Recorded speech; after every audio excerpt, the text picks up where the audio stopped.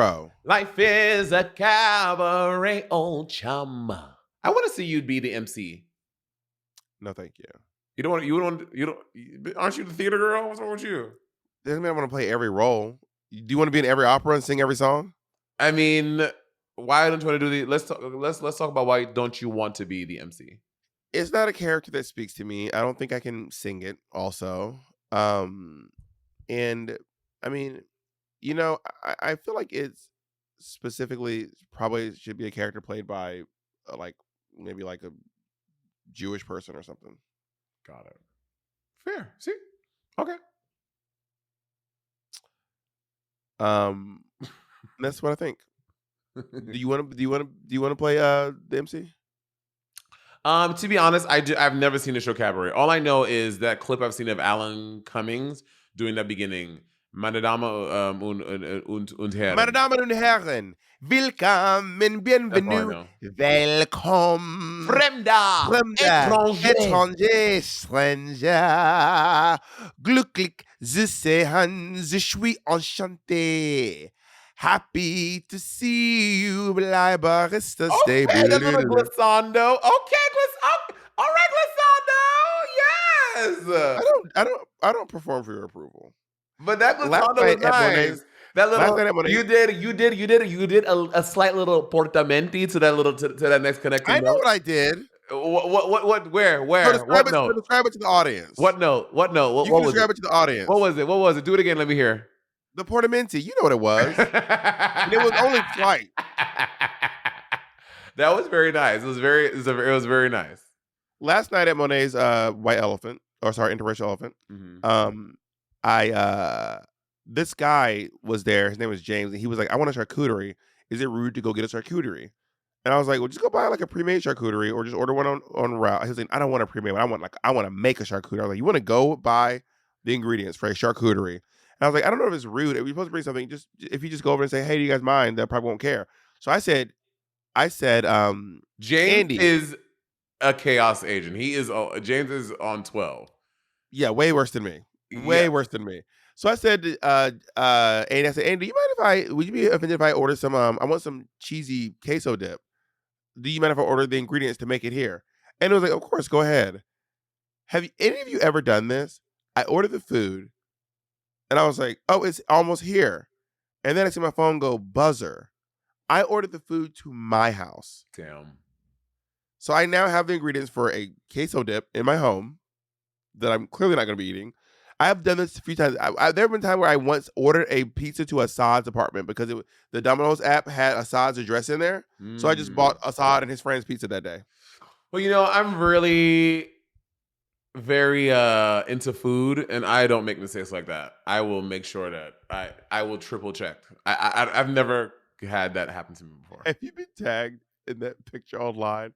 It's an AI image of this little Caribbean girl running from this woman. Yes. I have.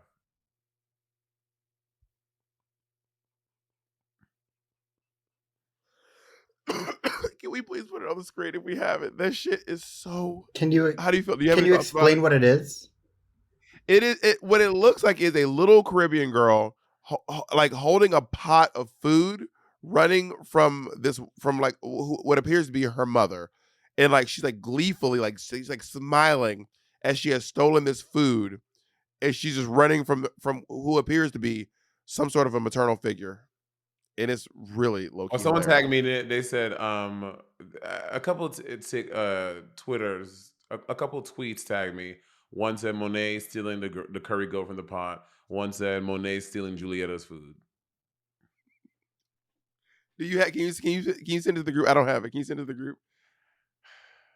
How do you feel about it? How do you feel about it? I feel it's very offensive, and I don't like stuff like that. Why does it offend you? What offends you about it?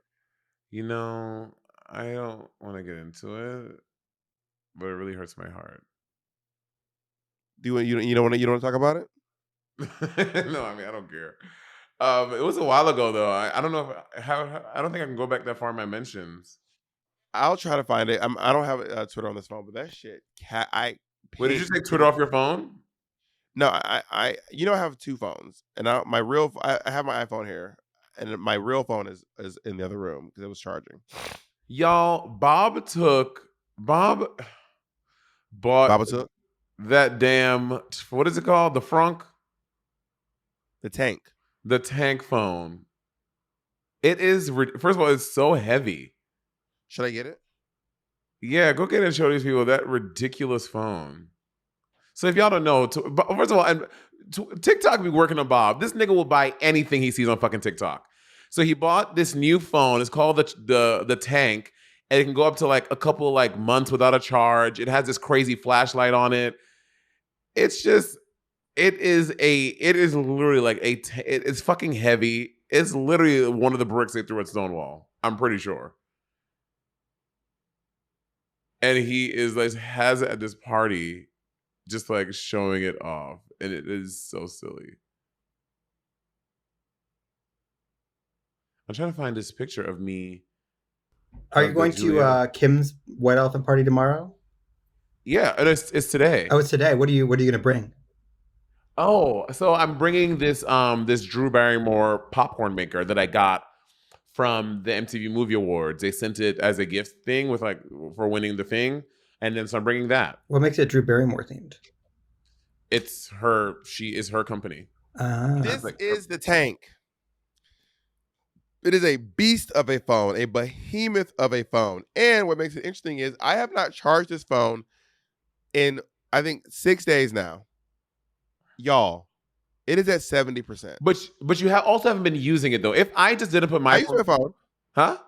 I use the Tank. Like as your phone? Like you use it for what? Not as my phone, but I use it to watch videos. I scroll through it. I've been like playing with it. I don't have a phone that can last for 5 days and get down to 70%. I think my phone. This phone has an insane battery life. That's like the whole selling point of the phone. Interesting. Your phone can't do this, Monet. My phone can't do this. This phone can't. This is the newest iPhone that can't do this. This phone is on 50%. I charged it this morning. This phone's on 70%. I charged it 5 days ago. So, I found it. I found a picture, y'all. The picture of what? Of me stealing Julietta's lunch. Let me send it to the group chat with me and Jacob. Okay. Oh my god, that shit sent me through the moon. Through the moon. So Monet, we're gonna. I want to. I wanted to talk about something. I thought about doing a little video today on TikTok, but I decided to talk about it here. Every bit of Monet and I, all the advice that we give you guys, this is for fun. Don't take the advice. This is all kikis and cackles. Some of it we just be really goofing and acting silly on, but also be wary of folks in these streets who be out here like, take my advice. Wait. Wait. What? This is this your disclaimer or someone's? I'm confused. It's our disclaimer, but also a couple of like, there's too many fucking like advice, self-help guru people on the internet. Yeah, I agree with that. That is very pervasive. It is a lot. And like, y'all, I'm again entertainment. I'm a comedian. This is all for kikis and cackles. Do not take this advice. Go seek out your rabbi, your therapist, your mentor, your parents, your pastor, your imam, whoever you get your advice from. Not your meemaw. I said imam. All right, let's go to the first question. Jacob. But also, that advice I just gave you, you don't have to take that either. I'm just joking. Hi, Bob and Monet. My name is Seven. I'm 20 and from New Jersey. I just wanted to ask about something Bob had mentioned in an earlier episode. He said that when people tell him to smile, he realized they were uncomfortable with his presence. And this really stuck with me because as a Black woman working in customer service, there's always expectations to smile or always be positive. So much so that people always assume I'm sad or mad, but that's just how my face looks. And I was just wondering if you guys relate in any way or just have any advice on how to deal with this. Before I answer, do I look like a turtle? You look like Eternal. My head is like kind of like a shape like a Ninja Turtle right now. I mean, I guess I can see that, but no, not particularly. I I've started this. I think I'm gonna stop doing this, but I've started doing this thing now where if you comment on me looking unhappy, my go-to reaction now is to make you feel as uncomfortable as I feel with you calling me out for that. So I have this stock response that I always give, which I think I'm gonna stop doing it because it's escalating. If anything, I'm aware of that. But someone goes, you know what question I hate? Ooh, this question is so this you cannot ask someone this question. There have to be very specific circumstances where you can ask the following question. You really tired? You just tired? You're pretty tired, huh? Don't do that shit to me. I don't care if I am panting, wheezing, and my eyes are literally doubling over. Don't ask me if I'm fucking tired. Don't tell me I look tired. That shit pisses me the fuck off. So, someone says, are you mad? Are you upset? I always say, no, I just have a shitty face. And I go, no, no, no, no. I'm like, now we both feel awkward, bitch. Yeah. How you like them apples? I don't think I have the same response about being tired. That it doesn't perturb me in the same way. But I think as for your question, You be I think cheesing. if that You be cheesing. I think that when it comes to like customer service and stuff like that, I think that your boss or your manager, whoever, the reason why they may harp on that a little bit more is because they're trying to sell an experience, right? They're trying to like you being their customer service person at although I'm assuming a retail store or something like that. Because if people are coming up to you and saying smile more, I'm assuming it's at that. It's not like a phone one or whatever. I think because they want to like give this vibe that their store is so happy and the workers are happy to help and all that stuff. So I think that's why. So I think it may maybe looking at a because I mean I have had the experience where I go up to someone at maybe like Target or something and they just look mad and I won't even ask them for help because I'm like they look like they're having a bad day. I'm just not even gonna even engage in that because I don't want to upset them even more and I'll go out my way to find someone else. So I think there's a layer of that as well. So I think maybe look to maybe a different position, but also you should feel free to express yourself how you want. But when you're working in customer service, people want they want you to sell the experience and that you are happy and yet you are happy to help. So I don't know. But the Actually, I litmus don't is know. different, specifically for women and for black women and for queer people, especially black women, because you got the double whammy going on. For Hmm. not smiling as a black woman is not the same as not smiling as a white man. So if you Oh go, yeah, for sure. so when people go to like a But I white, will say for me, for both of them, if I see a white dude on aisle 7 and he looks angry, we're he's talking checking about not boxes looking like, angry. The difference between like not smiling and looking angry. So I feel like let me just say this, when a black, especially a yeah. black woman is like not smiling, then she looks angry. Or when a black person is not smiling, we look pissed off and mad. But when like a white man is not smiling, he's just like hanging out and chilling and relaxing, maxing all cool and all, choosing to be ball outside of school. And I think I that disagree though.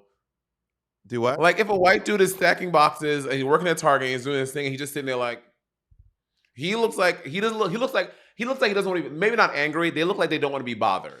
If you're So not wait, people smiling, sit around smiling while stacking no, not boxes? smiling, but like you have seen those people. They're like you don't want to be bothered, as opposed to just like there's like What a I'm saying is different vibe, a different energy between those two what I'm things. saying, that little subtle difference that you're doing, people put that on black people more than they put it on white people. They put it on women more than they put it on men. Whereas a man could just be like, "How many bags do you need?" Whereas a woman What goes, "How many bags do you need?" This bitch got attitude all of a sudden.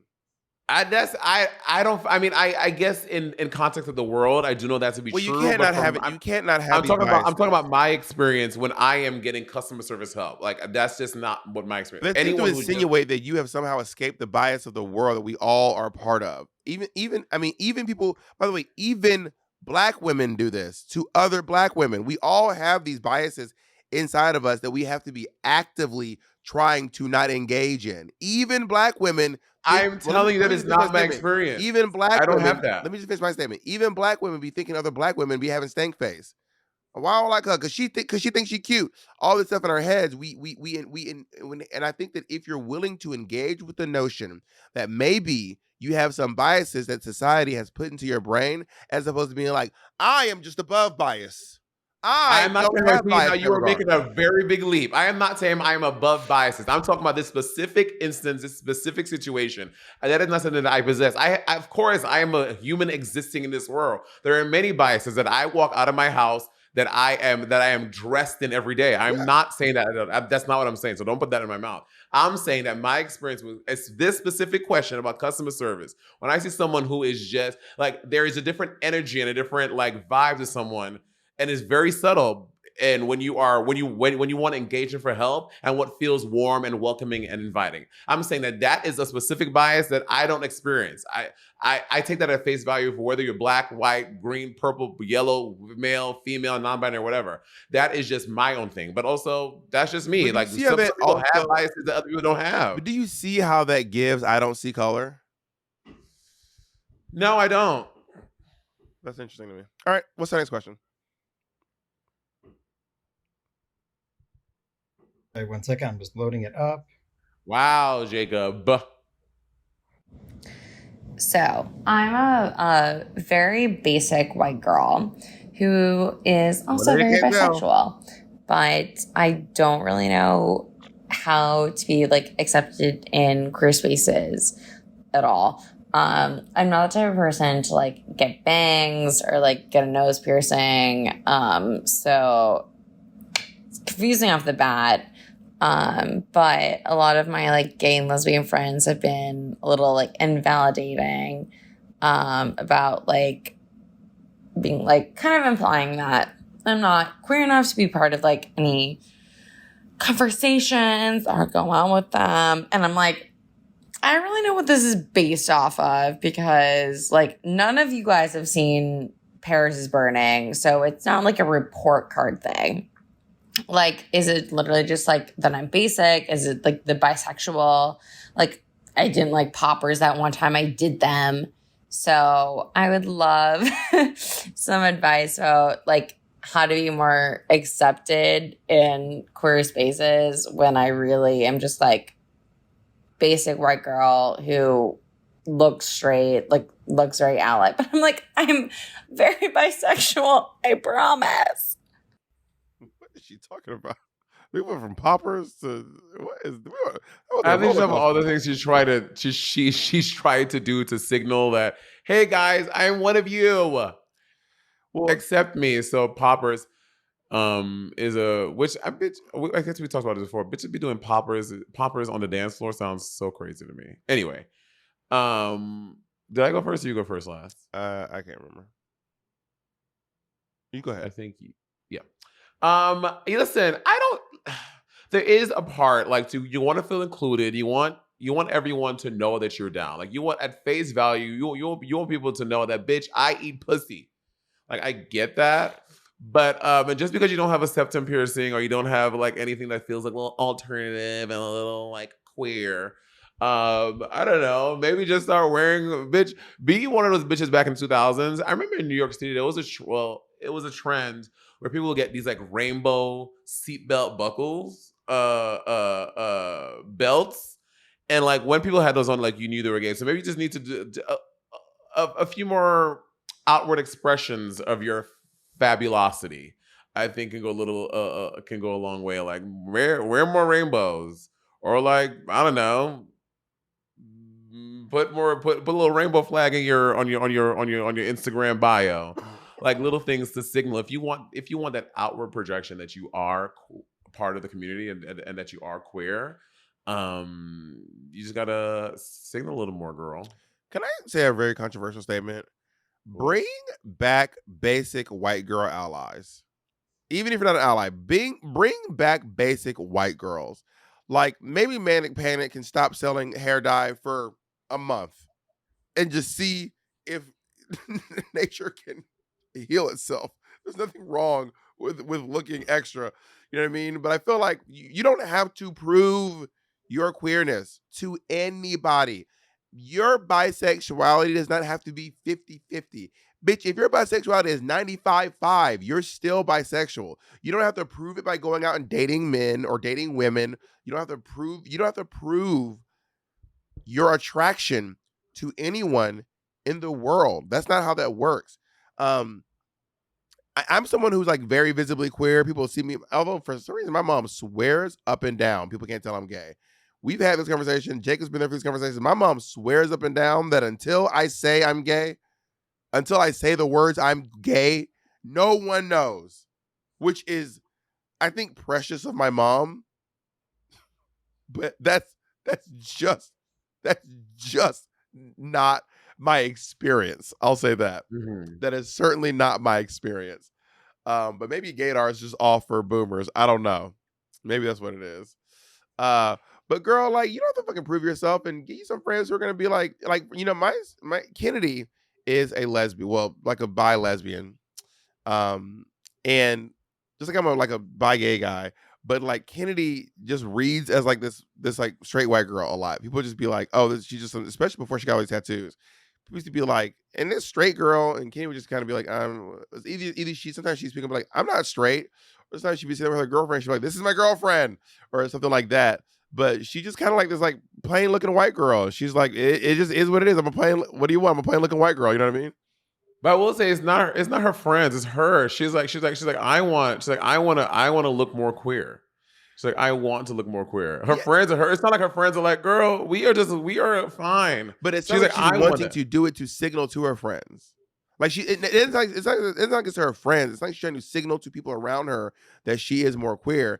And part of me is like, it's okay to just be like. But I will say this: if you're trying to get more pussy, then you might want to signal your queerness a little bit more. I was just about to say. I said she probably wants more. She probably wants more action. If you're trying to get women in your life, you probably need to signal your queerness a little more to get women in your life. I will say this: because of how queer I read, I don't attract a lot of women because of how queer I read. I wouldn't even know how to hit on a. Because you're a fag. Yeah. Now I'm the one with the bag. They call me bitch. Now look who famous and like. Oh my god, you're obsessed. So you're obsessed. I like Taja. I do like Taja. Yeah, I like Taja. You're no. Just like it's obsession. He was one of my top artists a few years in a row. So yeah. I know. But listen, also because I am I also love looking very gay. Like, bitch, it's literally how I dress. Like, I dress very, very gay. So, and I feel it's very affirming. So it may be like you want to feel more affirmed in your queer identity, and I get that. And because I never really had to do that, I've had a big butt and thick thighs, and I know there are straight people who have that stuff too. I'm not talking about them. I'm talking about a gay person. I'm a gay person with very feminine features, and I've loved having that my entire life. So is the butt what makes you gay? Say it again. Did the butt make you gay? Oh, for sure. Like, as the butt gets bigger, do you get more gay? As it gets smaller, do you get less gay? Yes. So if you start like, so that's why I've been doing my Brazilian butt lifts to get these cheeks popping, because I don't ever want to be on the other side. Got it. So I get how validating it feels to look gay and be that. So I think you just want to be more faggy. Like, fine, just wear more rainbows, boo. Yeah, in my opinion. Dye your hair blue. Yeah. What do women do to look more gay? I think that it depends on what kind of woman you're trying to attract. A lot of them cut their hair short and wear polos. Get a pixie cut. Get a pixie cut. No, not a pixie cut. Get a James Dean. Get a James Dean. What's a James Dean? Let me try it down. Them white James Dean lesbians be cleaning. James Dean, is that a haircut? It's just Google James Dean. The haircut that James Dean would have. Oh yes. Oh bitch, I would fuck this bitch. Baby, I would fuck her. These white James Dean lesbians be cleaning up. Yeah, I'm telling you. I think there's a whole James Dean lesbian vibe. If I type in James Dean lesbian, does anything pop up? I feel like there's a lot of James Dean lesbians out there. I would fuck a James Dean lesbian for sure. No, nothing pops up. But I know the girl you're talking about, though. I've seen this person many times. Yeah. Especially riding through old Silver Lake.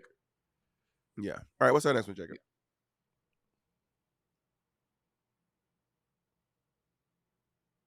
What is the black version of the James Dean? James Brown? Hey! No, a Khadijah. Oh, yeah, Khadijah. But she's... Hey, Bob and Monet. My partner of 7 years and I recently moved to New York City, and we went open we only hook up together, and I noticed that we tend to only hook up with well and down guys. That is what we're working with as well, and it's also what's tended to feel the best to us. I wanted to ask our resident size queen, Monet Change, and also Bob, is it okay to be a size queen, or should we broaden our horizons? Best size queenery. Okay.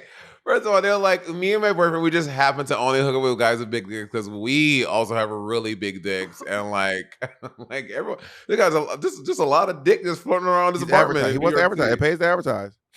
Also, didn't he sound like Nick?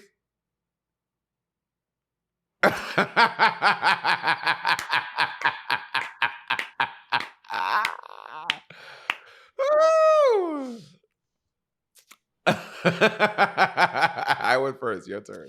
You know, I'm not a size queen, and I always say there's an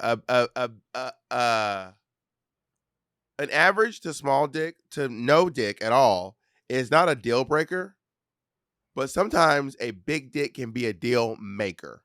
That is how I always say it. If you have an average penis, small penis, or no penis at all, that is not a deal breaker for me. Sometimes that can also be a deal maker for me as well, honestly, depending. I mean, so is everything everything is a maker? Not everything's a deal maker. Not everything's a deal maker. You know what I mean? I mean, sometimes the deal maker is like this person's tall. Sometimes the deal maker is this person has nice pecs. Sometimes the deal maker is this person has nice legs. Like there's like one thing that this person has that like pushes it over the edge for you. You never had that? What's Monet's deal maker in your opinion?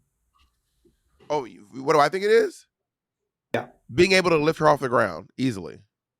I think if you can show that you can lift money off the ground like without breaking a sweat, then she'll probably be like, "Oh, this gave you an extra 3 or 4 points."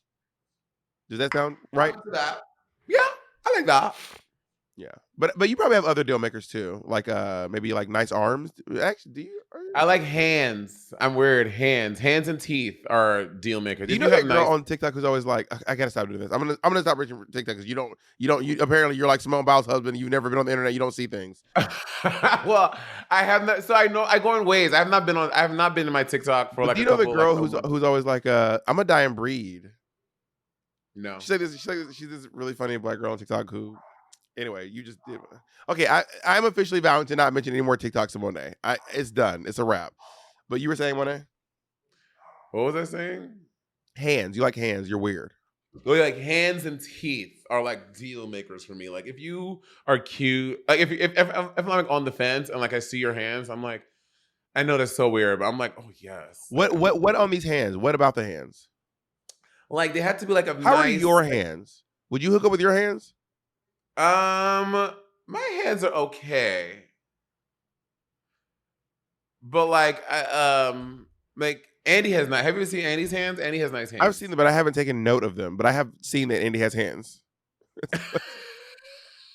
If someone asked me to vouch, I would say yes. Andy has hands. Andy has nice hands, and so I like can you please a nice manicured, a nice manicured finger. But I'm not saying you go into the nail salon, but like nicely, like they're you like well taken care of. Huh? You have manicures. I do, and like I need to see the new growth. Like I had a nice, healthy new growth. Wait, but is it about the size, shape? Because what you sound like you're describing your hands, but you're like my hands are fine. What is it about Andy's hands? And they have to have like a nice size, like a nice width. Like I don't like big. Skinny. What's a nice size? Like big, like not skinny, but like not like overly fat hand, but like a nice like weight. I can't describe it. I just like the hands. I don't know. Do you want to critique me and Jacob's hands? Oh my God, what are you doing? I want you to critique me and Jacob's hands. You look at. I mean, that's a bad picture, Jacob. He's fucking rolling through mud. Is that Andy? Yes. But his hands look mangled. What is this? I know. See, look at Andy's hands. Bitch, these look like fucking skillets. I'd like a big hand. These are like Paul Bunyan. All right, talk about my hands.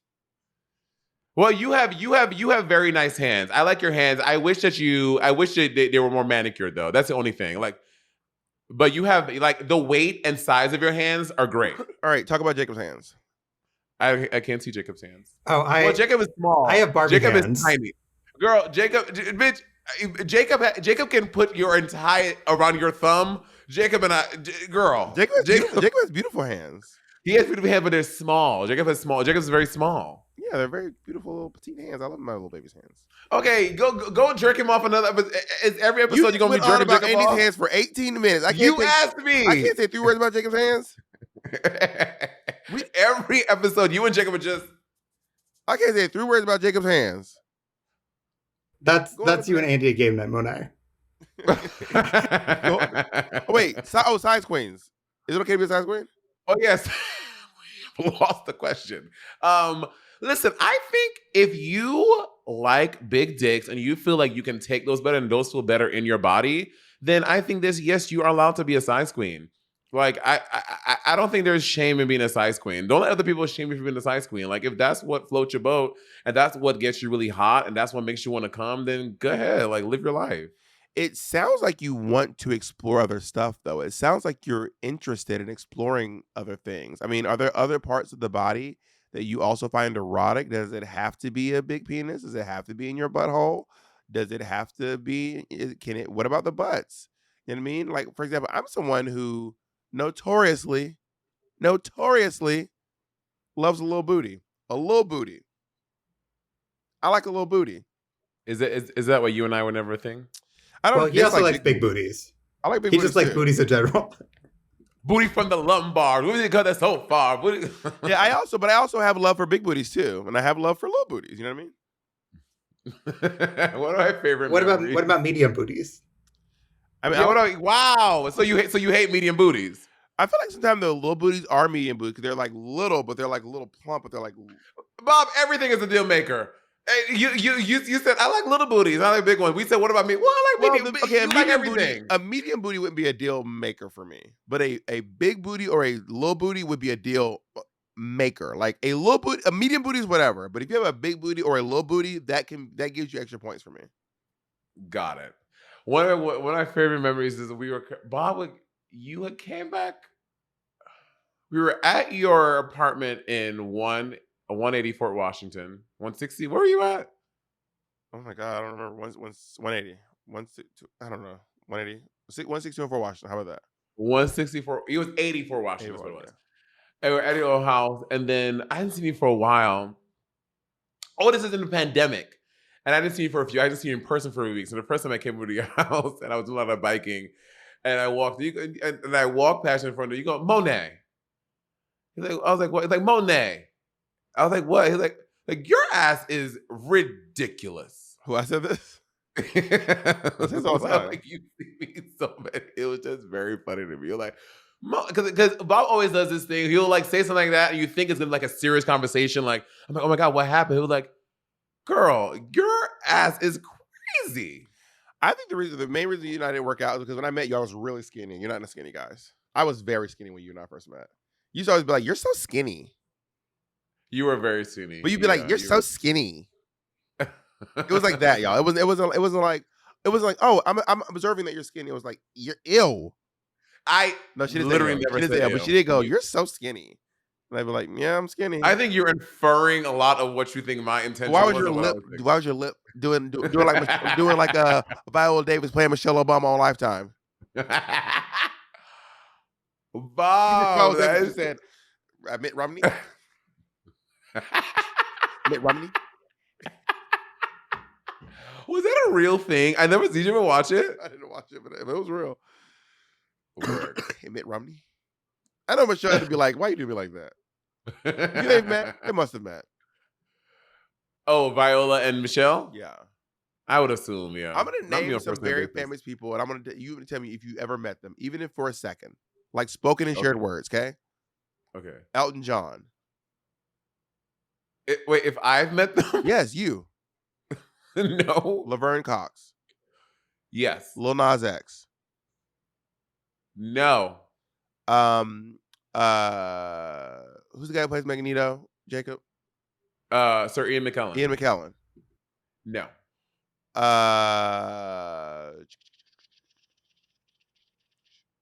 All right, now you do me. Just name some famous queer people. Like, have I met them? Queer people? Yeah. I did all queer people, yeah. Wanda Sykes. Yes. Victoria Monet. No. Cynthia Riva. Yes. One more. Candy Burris. She's queer? Yeah. Are you making that up? Or are you fucking with me? I'm not. Candy hooks up with women and has in the past, yes. Oh, I've not met her. I feel like she moved to Atlanta after I moved. When was she on with Housewives? No, she's always been in Atlanta. Candy's like born and raised in Atlanta. 80. Shirley. Well, she's from like South at like she's like from Gutter Bucket. You know Nene's not from Atlanta. I know her and Nene were like in the same area. I said, you know Nene's not from Atlanta. I know, but they were from the same area wherever that is. You know where she's from? No. Queens. Oh. But Nene and like and they had like a high school something in Atlanta though. I mean, people move. You know, didn't you go to high school? Didn't you go to middle school in Atlanta? You ain't from Atlanta? True. Okay, we gotta go. Next question. We already done 3. 3 is a lot for us. Don't rush us. Don't ever rush us. Hey Bob and Monet. My name is Nathan. I'm 30 years old. I am based in Bristol in the UK. I am a queer, non-binary person of colour. And recently I have put on a bit of weight. I fluctuate with my weight anyway, but since the lockdown I've like got the biggest that I've ever been.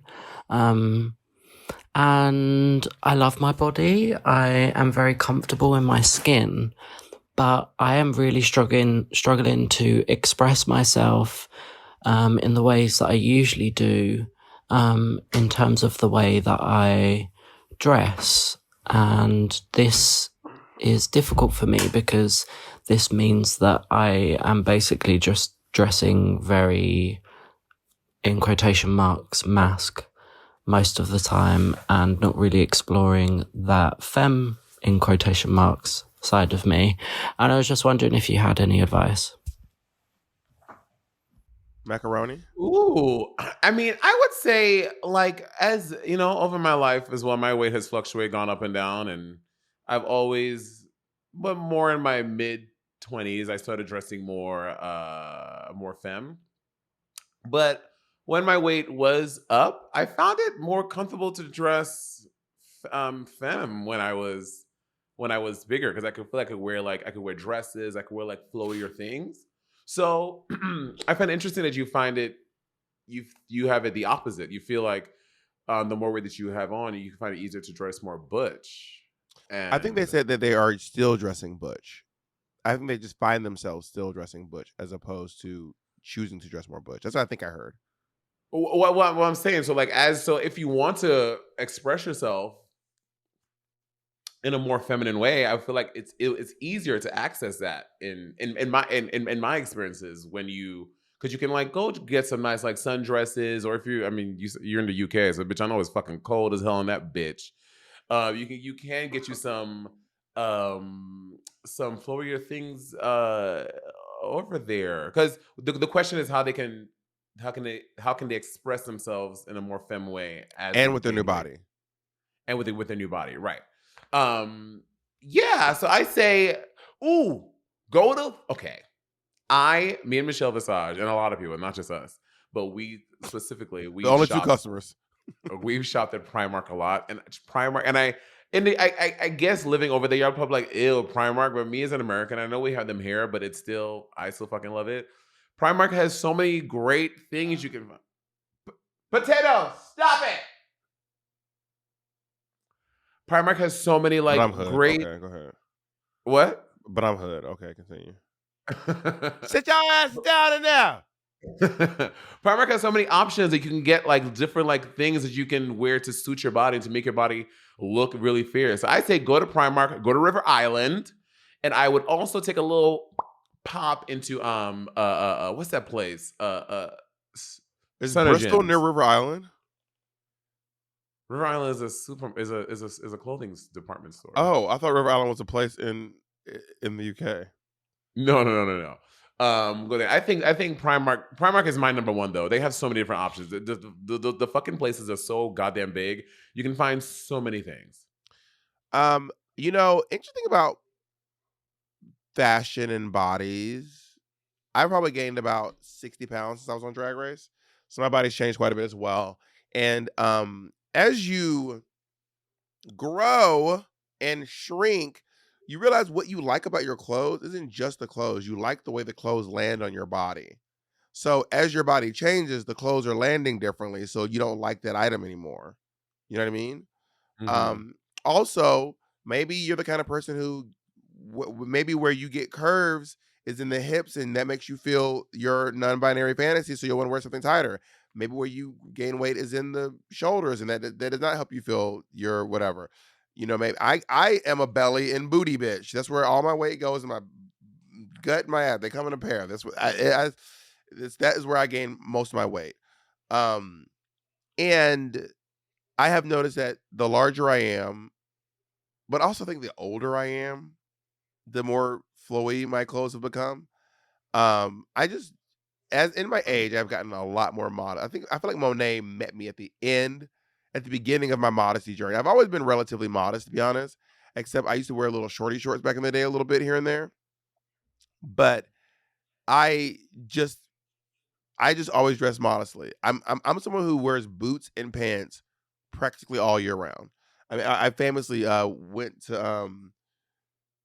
went on a cruise, and I only bought a pair of, and I only bought Doc Martens, and I was on the beach in some Doc Martens looking crazy as hell. Were you really? Yes. 'Cause I but have cannot. you ever seen me in a flip flop ever? In a thong flip flop? Have you ever? No, but you do. You wear Crocs. If you're going to the beach, I thought if you're going on a cruise, I'm like, oh, he at least brought some Crocs or something. Well, I only started wearing Crocs like 2 years ago. This is years Got ago. it. Yeah, also I will say this too, like what's in trend, what's trendy right now, what's in vogue is like baggy clothes. Like everyone is wearing like oversized t-shirts, oversized jeans, oversized pants. So bitch, take this moment and like get you some oversized things to make yourself like look trendy, but also, dressing your body in a way that feels comfortable, like how you want to present yourself to the world. Also, hot take: learn to sew. Yeah. One of my friends, Keisha Carr, makes her own clothes all the time, Oh yeah, she and I just be does. like, honestly, slay, live, laugh, No, love. I think I And I think realize that what she bothers uses. me. I think that making her own clothes helped her discover her non-binary identity as well. I think what I discover what bothers me when you say that is that I know you're not saying it to me, but I am the one you're talking to, but you're also talking to everyone else, and that's why it irritates me. What irritates you? You're like, my friend Keisha Carr. I'm like, bitch, that's my friend, Why but are I you know her as always well. so? I know, and I just in real time. I said, I get it. I know what you're explaining to them. I get it, but I'm listening to it, so that's why it irritates me. Well, can you process silently? Nigga, don't tell me how to fuck to process my feelings and emotions. How Well, about that that? irritates me. How about that? And I'm Whoa, now, whoa. and I'm just now realizing that when you process out loud, I get irritated. We're all having revelations. Book of Revelations, chapter 12, verse 17. Ha! Neither shall they hunger no more, neither shall they thirst. Ha! Get ready, ha, for the revolution. Ha! Ha! Ha! Ha! Oh! Oh! Oh, One Kirk of my neighbors the Franklin. other day was I was sitting outside on the porch talking to a friend, and my neighbor was like, Bob, and Shut I was like, up! oh my god. I was like, Wait, oh they my said what? he was like, Bob. I was like, oh my god, hey. And because he was because our balcony is right above the community balcony, the Oh, rooftop. uh And he was like, I was like, oh yeah, I've been home for a few days. He goes, oh, I know. Which huh. neighbor? Ladies owner. Oh yeah. Oh, did you stick up for me? Did you finally say about that fucking mutt?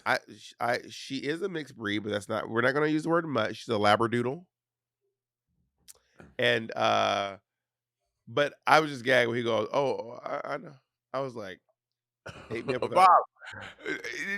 is there some part of the world that you live in that you think that you're a quiet person? Well, it just didn't register me that people are like existing outside. Like there's not like people like what like I don't share this wall isn't shit. This wall is shared with a garbage chute. Like this is the garbage chute back here, Mm-hmm.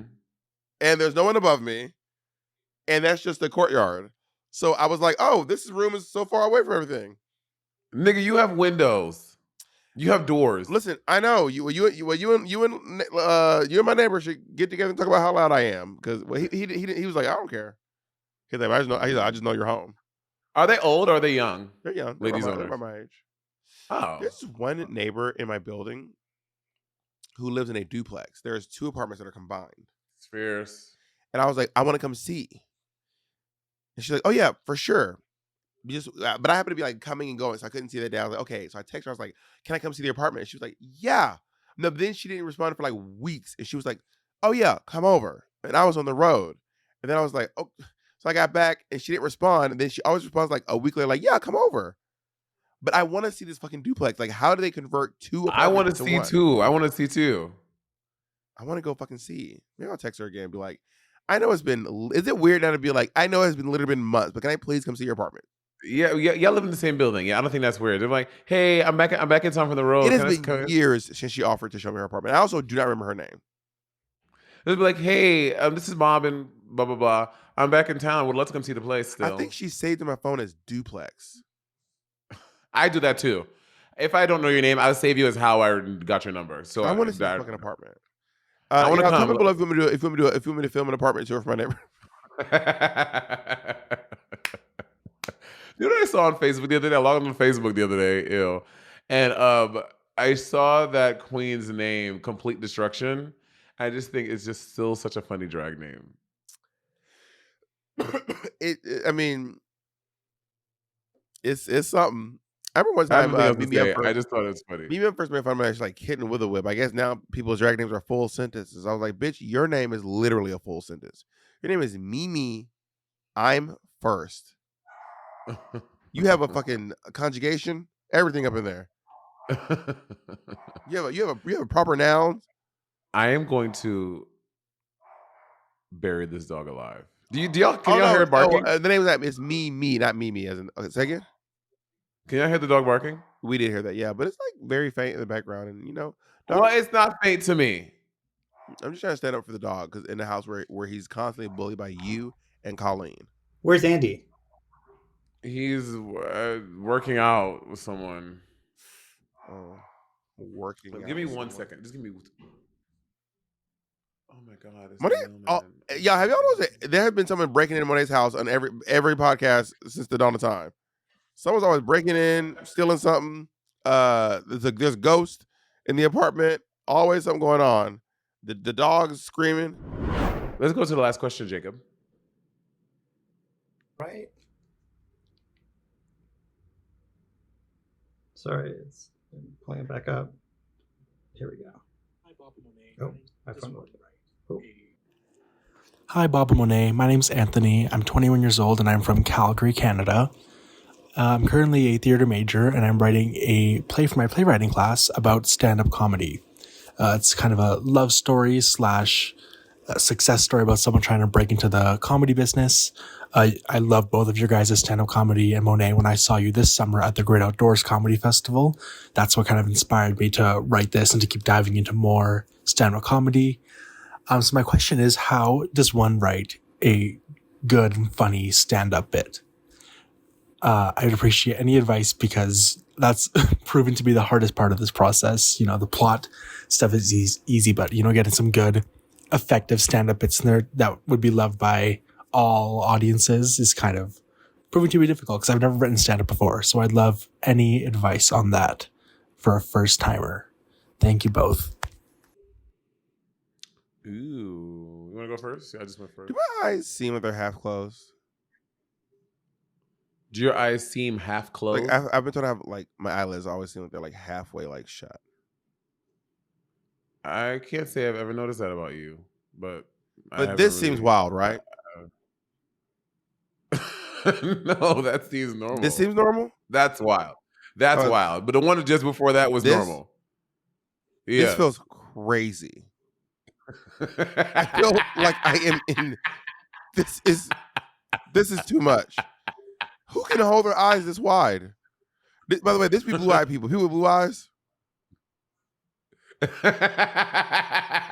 You're messing with blue eyes and be like, hey. Jacob. No, Jacob's eyes aren't that wide, but some blue-eyed folks be like, but yeah, this is where my eyes rest. You don't see the difference between this and this. I feel like an insane person right now. Open your eyes a little bit.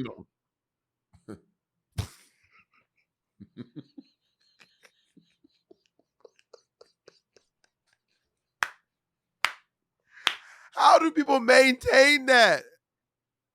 I think that's why I don't think they're, because it's forcing us for us. When it comes to stand-up comedy, first of all, it sounds like you're trying to write a one-man show or a one-person show versus a stand-up. And also, baby, you do not try to write stand-up that will be universally loved by everyone. That is not a thing. You can have a lot of people like it, but you cannot please everyone. You cannot please everyone. You have to let that go. You have to think most important is that you think it's funny. Do you think it's funny? And then you have to find your audience, right? Mm-hmm. Like for someone like, say, Matt Rife. Matt Rife found an audience who thought that what he was doing was funny for a long time, and they turned on him because he turned on them. And then they're like, not funny anymore. You know what I mean? Or a comedian who like Dane Cook back in the early 2000s was very controversial because not a lot of comedians thought it was funny, but he sold out Madison Square Garden, so someone thought it was funny. You know what I mean? You just got to find your audience. So instead of trying to write for your audience, write for yourself and let your audience find you. And secondly, I will say this. I just find a concept that I either think is a little bit funny or I find a concept I find interesting and I try to extrapolate on it. So something I would say is interesting, like I think I used this example before. Have you ever noticed that when people walk out in the rain, they kind of low-key look a little bit like Jesus? They always walk out and they always go. And they put their hands up. Something about that is funny to me.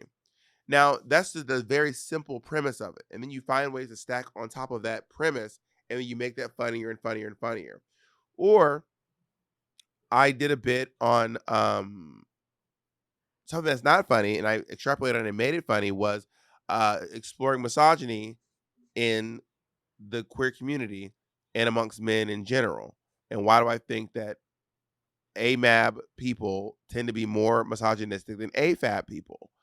And I talked about, and I compared it to the Salem witch trials and showed how misogyny was prevalent in the Salem witch trials and how their misogyny took them to such extreme lengths that they were shoving women off cliffs just to prove that women are bad when they have a small amount of agency.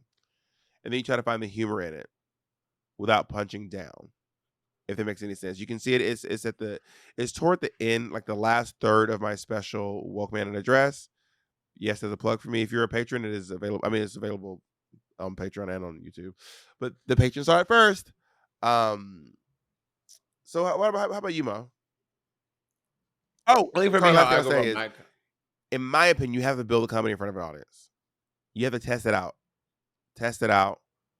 Keep trying it, workshopping it, finding what parts are good, and then finding that perfect kicker, that perfect punchline. Yeah, for me. All right, am I boring you? Did the question bore you? Monet said your show boring. No. Monet said your show boring as hell. So I've done both. I've written both stand-up comedy and a one-woman show, and I think the difference in both of them, the similarities were for stand-up comedy, I find different things that have happened to me, like different events that have happened to me, and what I find funny about those. And then when I journal these things that I think that I've had to me that are funny, I write down what I think is funny about it, and then I, to Bob's point, extrapolate on what I think other people will think are funny about it, and then I've worked the material out with friends or in rooms, and then I get the best bits of what made that thing funny, and I put it all together to be a joke. For a one-woman show, I didn't go in thinking I'm gonna write a show about this. I was just journaling, and I was reading old journals, and I was writing, and I was writing my time from middle school to college, and then from college to Drag Race, and then from those things, you will what will begin to reveal itself is you will find a common thread between those things, and then after had all the stories down together, then I treated it like stand up, and I was like finding chunks of it that I thought were funny, and different situations that I thought were funny, and then I would extrapolate on those things and find the smaller bits of it that were funny, and then condense it all to be little chunks, and then those chunks became a full story from beginning to end, if that makes any sense. But I didn't go in like I'm gonna write a one woman show about finding my voice. Like it just kind of it revealed itself to be that that's what the story was about, if that makes A any couple sense. of interesting things about humor. There's a couple ways to get a laugh. One of them is subverting expectations. So a great example is when Jinx Monsoon on the roast of who's y'all roasting, Monet? Ross? We're roasting Oh, at the anyone. roast, the Kennedy Center honor roast. Oh, that's what it was. Yeah. She said Trinity, when she broke up with her last boyfriend, she just said, "Let's just be cousins." So you're subverting. You're expecting her to say, "Let's just be friends," but she's playing on the fact that Kennedy is involved in some sort of Alabama inbred sex. So she said, "Let's just be cousins," because she subverted it. She tricked you. It was a misdirection. It was a misguide. She misdirected you, and she subverted your expectation. There's also like obviously a pun. And there's also absurd humor. So what's his name? He had a special called King Baby. His name is can you Google that, Jacob? King Baby comedy special. His name is Jim Gaffigan. Jim Gaffigan does this entire bit about pie. Now, pie is not inherently funny. It's not. Cake and pie. But he went on about it for so long, and I mean for Mhm. so long, that it just became hilarious. He would not let up about it, and he kept joking about how long he was going on, and is there another pie joke? Will there be another pie joke? I couldn't possibly tell another pie joke or a cupcake. I can't remember if it was cupcake or pie. It was all about cupcakes and pies. He's going on Mhm. about how a muffin is just a cupcake with no icing and all this stuff, and it just kept going on and on forever. And the absurdity became the humor. So is it subverting expectation? Is it misdirection? Is it absurdity? Is it sometimes when you just say what everyone else is thinking, that can be like I can't remember the comedian who did it, but he was like, you ever notice in a picture when you lean in like this in a picture, you look at the picture, there's still 4 feet between you, and you're like, oh yeah, I did know, I have noticed that. That's crazy. And then you can go into absurdity by going on and on and on and on and on about that. Anyway, Mhm. Also, there's also insult comedy. Maybe you're a good insult comic. Maybe your thing can be all just ripping on other people and just reading them. Are you among your friends group? In your friend group? Are you the reader? Are you the one that's always like cracking everyone up because you're reading other people? Maybe that's your thing. You're an insult comic. and in the insult comedy, you can use all those other techniques to still get the Hmm. things, layers. I love talking about Like comedy. I comedy, love talking about comedy. comedy. Well, Bob, we answered so many questions and we helped so many people I have to today. go. I have therapy actually, and I have to drive there, so I have to go. Okay, good. I hope you get the help that you need. Are you coming? It's couples No, therapy. Court no, thank ordered. you. So if you don't come, you'll be arrested. Why you got to Alyssa court Court ordered? ordered. Bye everyone. Bye.